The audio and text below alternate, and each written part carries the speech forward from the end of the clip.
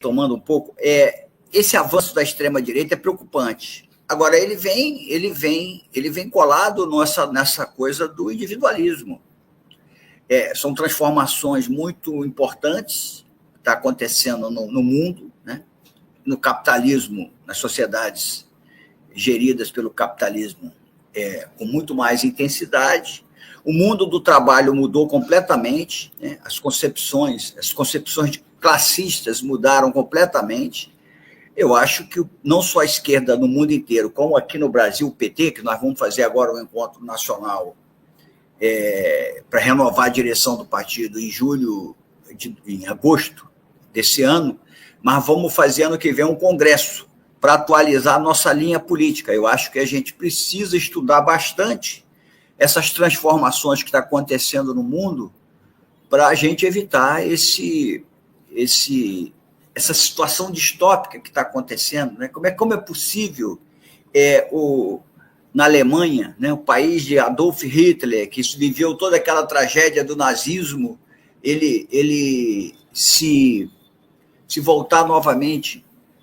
Claro que a extrema-direita não ganhou, mas ela tem o percentual de votos que ela teve, e ademais, né, a principal base eleitoral da extrema-direita é na antiga Alemanha Oriental, onde liderou os comunistas, né?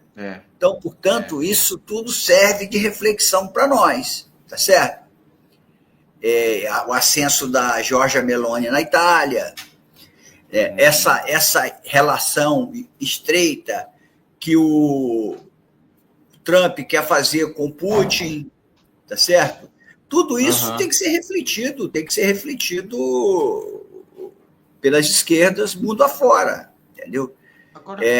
essa coisa que a gente reputa aqui, Vinícius, que uma coisa que eu tenho, com base no que eu tenho estudado, no que eu tenho discutido, conversado, e viajado e avaliado, a esquerda brasileira sempre disse assim, o imperialismo americano é responsável pelas mazelas que a gente sofre no Brasil. Isso aí é até a página 7, né? Porque o grande problema brasileiro, isso não vem de agora, vem lá de trás, é o que a gente chama de quinta coluna, né? São aqueles agentes brasileiros do mercado, de alguns setores da própria cultura e tal, que operam aqui dentro, são brasileiros como você e como eu, mas que operam aqui dentro a favor dos interesses internacionais. Esse é que mora o perigo.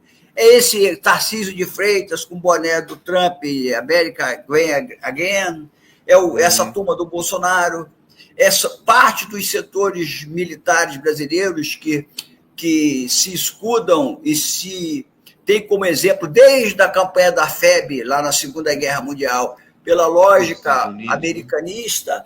Então, isso é que afeta, tá entendendo? Isso aí é que afeta mais. Isso é mais problemático para nós do que o Donald Trump. O Donald Trump não tem o que fazer conosco. Nós não dependemos do Donald Trump. A nossa maior corrente de comércio não é com os Estados Unidos. A nossa pauta principal de comércio, por exemplo, a nossa pauta econômica entre exportação e importação, com referência aos Estados Unidos, é deficitária. Então, portanto, os Estados Unidos ganha mais exportando produtos para o Brasil do que importando, tá certo? Então, a nossa economia, em nenhuma circunstância, depende para sobreviver dos Estados Unidos. Nós não somos o México, nós não somos o Canadá, o Panamá, que está todo mundo ali na fronteira dos Estados Unidos. Ou até outros países latino-americanos, onde a diáspora para os Estados Unidos engloba milhões de pessoas, como a Colômbia, como o Uruguai. O Uruguai tem 1 milhão de pessoas. O Uruguai tem 3,5 milhões de habitantes. Eu estava conversando com o Uruguai agora recentemente. Tem 1 milhão fora. 2/3 disso nos Estados Unidos. E a maioria nos Estados Unidos, não? A maioria nos Estados Unidos. Porque essa coisa do polo de atração. Você tem brasileiro, né, que nunca saiu do Rio de Janeiro, nunca viajou para outro lugar, e quando você pergunta qual o país que você mais admira, o cara fala Estados Unidos. Por quê? Porque é o que a gente chama de império cultural, militar e econômico, né? Quer dizer, os Estados Unidos exporta a cultura para boa parte do mundo, isso não é só no Brasil, E eles caetituam esse chamado American Way of Life, né, o modo de vida americano, como se fosse uma maravilha. Eu tive recentemente com um companheiro, um amigo meu, que esteve em Los Angeles. Los Angeles, não é os Estados Unidos. Los Angeles, a cidade, tem mais morador de rua em números do que o São Paulo, Rio de Janeiro e Belo Horizonte juntos. É mesmo? É. A quantidade de... Você tem a Cracolândia em São Paulo, você tem pontos de crack no Rio de Janeiro, você anda nos Estados Unidos, em vários pontos dos Estados Unidos, porque aquele fentanil virou uma epidemia, né?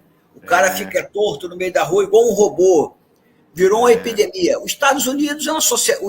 Os Estados Unidos é uma sociedade hoje completamente degenerada. Os Estados Unidos tem mais de 1% da sua população encarcerada. Então, os Estados Unidos está chegando a 4 milhões de presidiários. Por quê? Porque não tem... Isso aí não é isso é fruto da concentração de capital, não tem jeito. E a cada ano que passa, o capital se concentra mais, né? Antigamente, mudou-se toda aquela lógica da economia tradicional, não precisa nem ir a Marx. Aquela teoria econômica que veio de David Ricardo, lá na Inglaterra, que veio de Adam Smith, da riqueza das nações, que era mercadoria, dinheiro, era o ciclo. Hoje acabou, hoje é o capital. Hoje quase não existe mais papel moeda, é tudo no computador, é na especulação, é essa coisa de mercado, é fundos. Aonde que vai, sem plantar uma tangerina, sem fabricar um prego? Para onde que a humanidade caminha? Aí, em contrapartida, aí isso também favorece, Vinícius, o crescimento do fundamentalismo religioso de todas as naturezas, de todas as matizes. Não é só o fundamento religioso evangélico, é o fundamento religioso, são os talibãs da vida aí pelo Afeganistão, pelo Irã, pela Síria agora, esse fundamentalismo evangélico também aqui e em outros lugares do mundo, e nos Estados Unidos em particular, e com a chamada teologia da prosperidade, que é uma teologia mentirosa, né? Porque não tem para todo mundo, não existe, não tem negócio de prosperidade para todo mundo. Eu estava lendo agora um livro de um economista da London School inglesa. Se o chinês ou o indiano consumisse, se a população da Índia consumisse 1/3 do que consome o cidadão nos Estados Unidos, não tinha para todo mundo. Não tem papo, não tinha para todo mundo. Não tem planeta que aguente, né? Não tem planeta que aguente.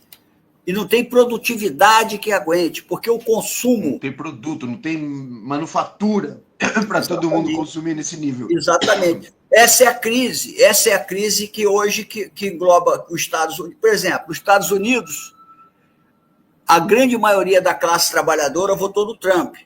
Não votou no Biden, nem votou na Kamala Harris. Não, no Trump até votou. No Biden até votou em 2020.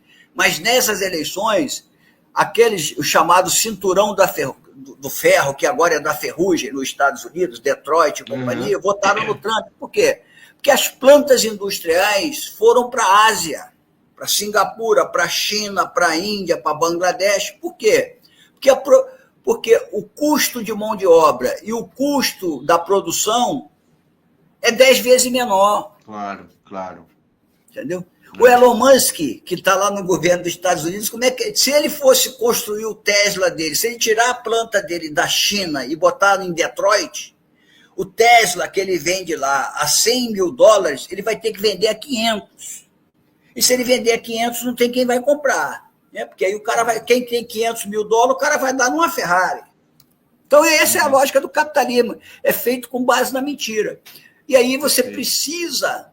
criar algumas alternativas. E qual é o caminho? Se você analisar, está havendo no mundo inteiro uma aliança entre o fundamentalismo religioso e a ultradireita.